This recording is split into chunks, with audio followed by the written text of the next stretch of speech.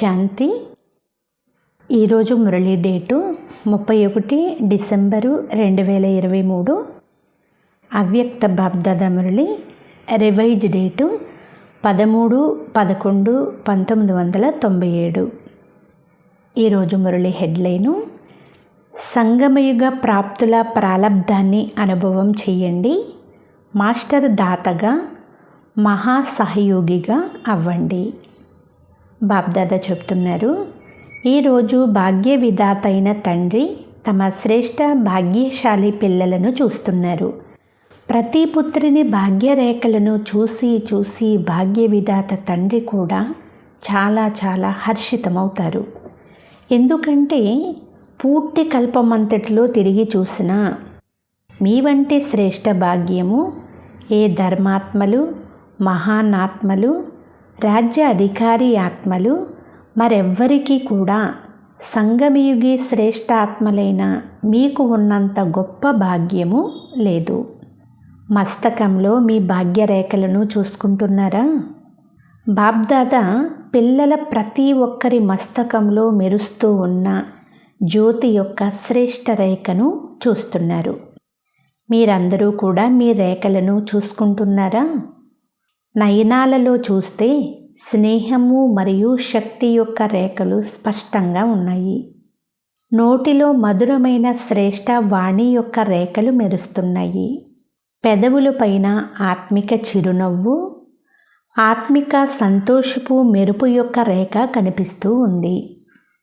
హృదయంలో లేక మనస్సులో హృదయాభిరాముని ప్రేమలో లవలీనముగా ఉండే రేఖ స్పష్టంగా ఉంది. చేతులను చూస్తే 2 చేతులు సర్వ ఖజానాలతో సంపన్నంగా ఉండే రేఖ కనిపిస్తుంది. పాదాలను చూస్తే ప్రతి అడుగులోనూ పదమాలను ప్రాప్తి చేసుకునే రేఖ స్పష్టంగా ఉంది. బాబ్దాదా అంటున్నారు, పిల్లలు మీది ఎంత గొప్ప భాగ్యము. భాగ్య విధాత తండ్రి ప్రతి పుత్రునికి పురుషార్థము ద్వారా శ్రేష్ఠ కర్మలు అనే కలము ద్వారా ఈ రేఖలన్నింటినీ గీచుకునేందుకు విశాల హృదయంతో విశాలమైన అవకాశం ఇచ్చారు. ఎంత పొడవైన రేఖలు కావాలంటే అంత పొడవుగా గీసుకోండి, కానీ సమయం లోపలే గీసుకోవాలి. ఎవరికి ఎంత పొడవైన రేఖ కావాలో వారు స్వయమే గీసుకోవచ్చు. ఎందుకంటే తండ్రి కలమును మీ చేతికి ఇచ్చేశారు. మరి ఆ రేఖలను గీసుకోవడం వస్తుందా? గీసుకున్నారా లేక గీసుకోవడం రాదా? అందరికీ వస్తుందా? పిల్లలందరూ అంటున్నారు హాజీ అని. చాలా మంచిది. చూడండి, ఇప్పటి అదృష్ట రేఖలు మిమ్మల్ని పూర్తి కల్పమంతటిలో కూడా శ్రేష్టముగా చేస్తాయి. 21 జన్మలైతే సదా సంపన్నముగా మరియు సుఖంగా ఉండే రేఖ మీతో ఉండనే ఉంటుంది. అంతేకాదు, ద్వాపర కలియుగాలలో కూడా పూజ్యులుగా అయ్యే రేఖ శ్రేష్టముగా ఉంటుంది. కనుక ఈ సమయంలోని భాగ్యరేఖ పూర్తి కల్పమంతా సదా మీ తోడుగా వస్తుంది. ఎందుకంటే ఇది అవినాశి తండ్రి యొక్క అవినాశి రేఖ. సదా మీ శ్రేష్ఠ భాగ్యరేఖ స్మృతిలో ఉంటుందా? స్మృతి అయితే ఉంటుంది, కానీ ఒకసారి ఎమర్జ్గా ఒకసారి మర్జ్గా ఉంటుందా లేక సదా ఎమర్జ్గా ఉంటుందా? ఇందులో అయితే తక్కువ మంది చేతులెత్తుతున్నారు. చూసుకోండి, సదా ఎమర్జ్గా ఉండాలి. ఎమర్జ్గా ఉండేదానికి గుర్తు పాత స్మృతులు, పాత సంస్కారాల రేఖలు మర్జ్ అయిపోతాయి. ఎప్పుడూ కూడా పాత సంస్కారాల రేఖలు లేక పాత విషయాల స్మృతుల యొక్క రేఖలు ఎమర్జ్ అవ్వరాదు. అవి మర్జ్గా ఉండాలి. అలా మర్జ్గా ఉంటూ ఉంటూ సమాప్తం అయిపోవాలి. ఎక్కడైతే శ్రేష్ఠ భాగ్యరేఖలు ఎమర్జ్గా ఉంటాయో అక్కడ పాత రేఖలు ఎమర్జ్ అవ్వడం అనేది అసంభవం. ఒకవేళ అవి ఎమర్జ్ అయితే శ్రేష్ఠ భాగ్యరేఖ సదా ఎమర్జ్గా ఉండడం లేదు అని రుజువవుతుంది. కనుక మీరు ఏమని భావిస్తున్నారు? ఇంత శ్రేష్ఠ భాగ్యరేఖలు ఎమర్జ్గా ఉండాలా లేక మర్జ్గా ఉండాలా? వర్తమాన సమయంలో బాబ్దాదా పిల్లలందరినీ వర్తమాన సంగమయుగ ప్రాప్తుల యొక్క ప్రాలబ్ధ రూపంలో చూడాలని కోరుకుంటున్నారు. పురుషార్థమైతే చాలా సమయం చేశారు. ఇప్పుడు పురుషార్థము స్వతహాగా నడవాలి, అంతేకాని శ్రమతో కూడిన పురుషార్థం నడవకూడదు. చివరి వరకు పురుషార్థంలో శ్రమ చేస్తూనే ఉంటారా?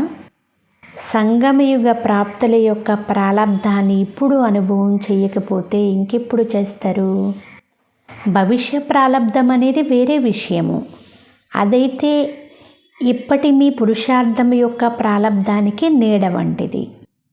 అదైతే దానంతటదే మీ వెనుక వస్తుంది. కానీ విశేషమైన విషయం ఏది అంటే ఈ సమయంలోని ప్రాలబ్ధాన్ని ప్రాప్తి చేసుకోవడం. ఎవరైనా మిమ్మల్ని ఎలా ఉన్నారు, మీ స్థితిగతులు ఎలా ఉన్నాయి అని అడిగితే ఇంకా ఇప్పటి వరకు పురుషార్థం నడుస్తూనే ఉంది అని చెప్పకండి. పురుషార్థమైతే చేస్తున్నారు, కానీ పురుషార్థం యొక్క ప్రాలబ్ధాన్ని ఇప్పుడే అనుభవం చెయ్యండి. ఆ ప్రాలబ్ధము సర్వశక్తి సంపన్నము, సర్వజ్ఞాన సంపన్నము, సర్వ విఘ్న వినాశకమూర్తి. ఇప్పటి ఈ ప్రాలబ్ధము భవిష్యత్తులో స్వతహాగా ప్రాప్తి అవుతుంది. ఎలాగైతే భవిష్యత్తులో కేవలం ప్రాలబ్ధం తప్ప పురుషార్థం ఉండదో, అలా ఇప్పుడు కూడా ఈ మిగిలి ఉన్న సమయంలో విశేషముగా మీరు ప్రాలబ్ధ స్వరూపాన్ని అనుభవం చేయండి. ప్రాలబ్ధము అని అన్నప్పుడు పురుషార్థమును అనుసరించే కదా ప్రాలబ్ధం ఉంటుంది. పురుషార్థం చేశారు అంటే ఆ పురుషార్థం అనుసారంగానే ప్రాలబ్ధాన్ని అనుభవం చేయగలరు. కానీ బాబ్దాదా పిల్లల నుండి ఏం కోరుకుంటున్నారు? బాబ్దాదా మా నుండి ఏం కోరుకుంటున్నారని మీరు అడుగుతారు కదా. బాబ్దాదా ఇదే కోరుకుంటున్నారు. ఇప్పుడు కొంత సమయానికి పురుషార్థం యొక్క ప్రాలబ్ధ స్వరూపంగా అవ్వండి. అవ్వగలరా? లేక పురుషార్థం యొక్క శ్రమ మంచిగా అనిపిస్తుందా? ప్రాలబ్ధ స్వరూపంగా అవుతారా? ఇప్పుడు ఇంకా పురుషార్థం చేస్తున్నాము, పురుషార్థం అయిపోతుంది, చేసి చూపిస్తాము, ఈ మాటలు సమాప్తం అవ్వాలి. చేసి చూపిస్తామని కాదు, చూపించండి. ఇంకెప్పుడు చూపిస్తారు? వినాశన సమయంలో ఏమైనా చూపిస్తారా? దీనికి సహజ విధి ఇప్పుడు మాస్టర్ దాతగా అవ్వండి. తండ్రి నుండి తీసుకున్నారు, తీసుకుంటూ కూడా ఉండండి. కానీ ఆత్మల నుండి తీసుకునే భావన మాత్రం ఉంచుకోకండి. వీరు చేస్తే ఇలా చెయ్యాలి, వీరు మారితే నేను మారుతాను, దీనిని తీసుకునే భావన అని అంటారు. ఇలా ఉంటే అలా ఉంటాము, ఇవన్నీ తీసుకునే భావనలు. ఇలా ఉండాలి కాదు, అలా ఉండి చూపించాలి. జరగాలి అని కాదు, కానీ జరగాల్సిందే, మరియు అది నేనే చెయ్యాలి. నేను వైబ్రేషన్లు ఇవ్వాలి, నేను దయాహృదయునిగా అవ్వాలి, నేను గుణాల సహయోగం ఇవ్వాలి, నేను శక్తుల సహయోగం ఇవ్వాలి. ఇప్పుడు మాస్టర్ దాతగా అవ్వండి.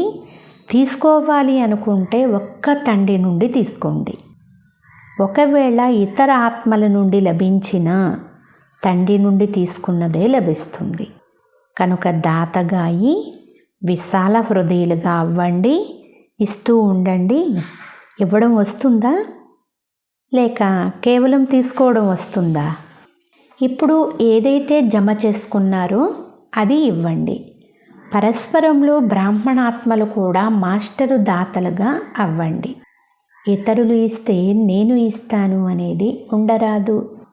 నేను ఇవ్వాలి. మీ వద్ద ఖజానా ఉందా? నిండుగా ఉందా? గుణాలతో నిండుగా ఉన్నారా?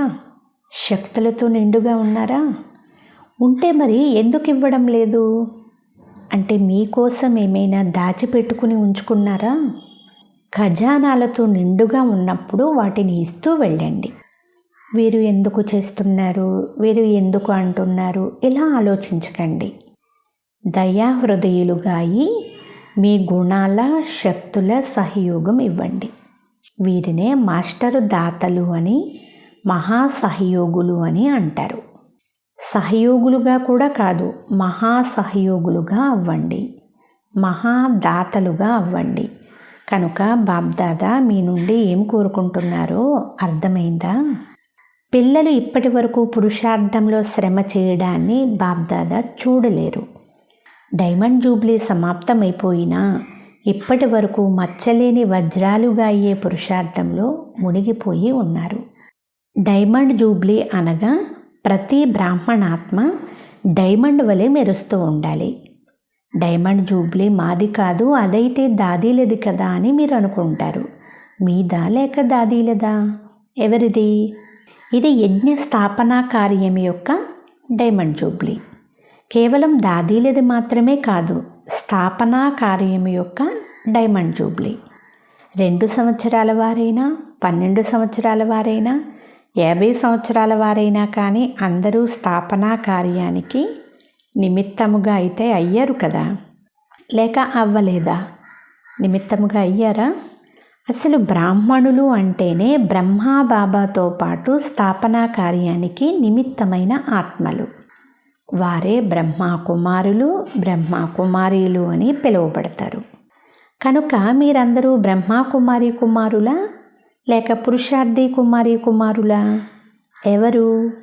బ్రహ్మా కుమారి బ్రహ్మా కుమారులు అంటే జన్మ తీసుకుంటూనే బ్రహ్మా బాబాకు సాతీలుగా, స్థాపనకు నిమిత్త ఆత్మలుగా అయ్యారు. కనుక ఇప్పుడు ఇంకా మేము కొత్త వారము, చిన్నవాళ్ళమే ఇలా ఆలోచించకండి. కానీ సమయానుసారంగా ఇప్పుడు సమాప్తి సమయం చాలా దగ్గరగా ఉంది. కనుక చిన్నవారు, కొత్తవారు కూడా ఇంత తీవ్ర పురుషార్థం చెయ్యాల్సిందే. ఒకవేళ మీరు బ్రాహ్మణులైతే చెయ్యండి, క్షత్రియులైతే వదిలేయండి. కానీ బ్రాహ్మణుల నుండి దేవతలు అని అంటారు, క్షత్రియుల నుండి దేవతలు అని అనరు. కనుక బ్రాహ్మణాత్మలు స్థాపనకు నిమిత్తముగా అవ్వాల్సిందే. నిమిత్తమయ్యే ఉన్నారు కనుక ఇప్పుడు మాస్టర్ దాతలుగా అవ్వండి. దానం చెయ్యకండి, కానీ సహయోగం ఇవ్వండి. బ్రాహ్మణులు బ్రాహ్మణులకు దానం ఇవ్వలేరు, కానీ సహయోగం అయితే ఇవ్వగలరు కదా. కనుక ఏమవ్వాలి? మహాదాతగా, మహాసహయోగిగా అవ్వండి. 1 సంవత్సరం వారైనా సమయానుసారంగా ఇప్పుడు చిన్ననాటి విషయాలను సమాప్తం చేయండి. ఎందుకంటే పిల్లలందరూ కూడా ఇప్పుడు వానప్రస్థ స్థితికి సమీపంగా ఉన్నారు. సమయం యొక్క వేగం అనుసారం, డ్రామా నియమానుసారం ఇప్పుడు అందరూ వానప్రస్థ స్థితికి సమీపంగా ఉన్నారు. పిల్లలకు తండ్రి పైన గాఢమైన స్నేహం ఉంది అని బాబ్దాదాకు తెలుసు. గాఢమైన స్నేహం ఉంది కదా, లేక పైపైన స్నేహం ఉందా? హృదయపూర్వకమైన స్నేహం ఉంది కనుకనే పరుగున వచ్చారు కదా. చూడండి, బేహద్దు హాలులో బేహద్దు తండ్రి యొక్క పిల్లలు బేహద్దు రూపంలో విరాజమానమై ఉన్నారు. ఈ హాలు మంచిగా అనిపిస్తుంది కదా, లేక దూరమనే అనిపిస్తుందా? కూర్చోవడంలో అయితే దూరంగా ఉన్నారు, కానీ బాబ్దాదా తమ హృదయం అనే చాలా పెద్ద తెరపైన దూరంగా కూర్చుని ఉన్న పిల్లలందరినీ అతి సమీపంగా చూస్తున్నారు. దూరంగా ఉన్నట్లు చూడడం లేదు. బాబ్దాదా హృదయం అనే తెర చాలా పెద్దది. ఇప్పటి వరకు సైన్స్ వారు కూడా ఇలాంటి తెరను కనిపెట్టలేదు. అందుకే మీరు దూరంగా కూర్చుని లేరు, బాబ్దాదా హృదయంలో కూర్చుని ఉన్నారు. ఇలా భావిస్తున్నారా? కుర్చీ పైన కూర్చున్నారా? తివాచీ పైన కూర్చున్నారా? లేక హృదయంలో కూర్చుని ఉన్నారా? దృశ్యమైతే చాలా సుందరంగా ఉంది. పూర్తిగా వెనక వరకు నిండిపోయి ఉందా, లేక ఏమైనా కొద్దిగా ఖాళీగా ఉందా? వెనుక కొద్దిగా ఖాళీ ఉన్నట్లు బాబ్దాదా చూస్తున్నారు. బాబ్దాదా మీకు ఒక పని ఇచ్చారు, మీరు మర్చిపోయి ఉంటారు. కానీ బాబ్దాదాకు గుర్తుంది. ఏ పని ఇచ్చారు? క్రోధముక్తులుగా అవ్వడం. ఈరోజు దాని గురించి అడగము. మొదటి అవకాశం తీసుకున్నారు కదా, కనుక ఈరోజే క్రోధముక్తులుగా అయ్యారా అని అడిగితే నిరాశ చెందుతారు. బాబ్దాదాకు ఫలితం తెలుసు, అది కూడా అడుగుతాను. మీ నుండి కూడా అక్కడి నుండి ఫలితాన్ని తెప్పిస్తాము. ఈరోజు వదిలేస్తున్నాము. 9 లక్షల మందిని తయారు చేసి చూపించాలి అనే పని ఇచ్చాము. గుర్తుందా అని బాబ్దాదా పిల్లల్ని అడుగుతున్నారు. ప్రతి జోను వారికి చెప్పాము. ఏ జోను వారు 9 లక్షల మందిని తయారు చేశారు? ఇది బెంగాల్ బీహార్ వారి సేవా టర్న్ కదా. మరి బెంగాల్ బీహార్ వారు 9 లక్షలు తయారు చేశారా అని బాబ్దాదా అడుగుతుంటే పిల్లలందరూ మౌనంగా ఉన్నారు, మాట్లాడడం లేదు. పోనీ ఒక జోను వారు కాకుండా దేశము విదేశంలోని అన్ని జోన్ల వారు కలిసి 9 లక్షలు తయారు చేశారా?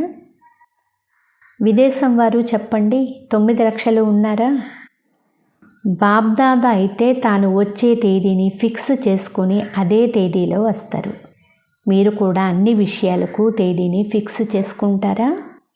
ఈ హాలు ఎప్పటి వరకు తయారవుతుంది, ఫంక్షన్ ఎప్పుడు చెయ్యాలి అనే తేదీలు ఫిక్స్ అయితే చేసుకుంటారు కదా. మరి దీని తేదీ ఏదో నిర్ణయించారా? వినాశనానికి ముందా లేక చివరిలోనా? ఏం ఆలోచించారు? ఏ తారీఖు? ఏదైనా తేదీ ఉందా లేక ఇంకా ఫిక్స్ చెయ్యలేదా? ఇది కూడా బాబాయే చెయ్యాలా? చెయ్యాల్సింది మీరే కదా. శుభకార్యంలో ఆలస్యం చెయ్యరాదు అని బాబ్దాదా అంటారు. కనుక ఏం చేస్తారు? ఈ సీజన్ యొక్క అంతిమంలో అయిపోయినా మంచిదే. ఇంత ధైర్యం ఉందా? కేవలం దాతగా అవ్వండి.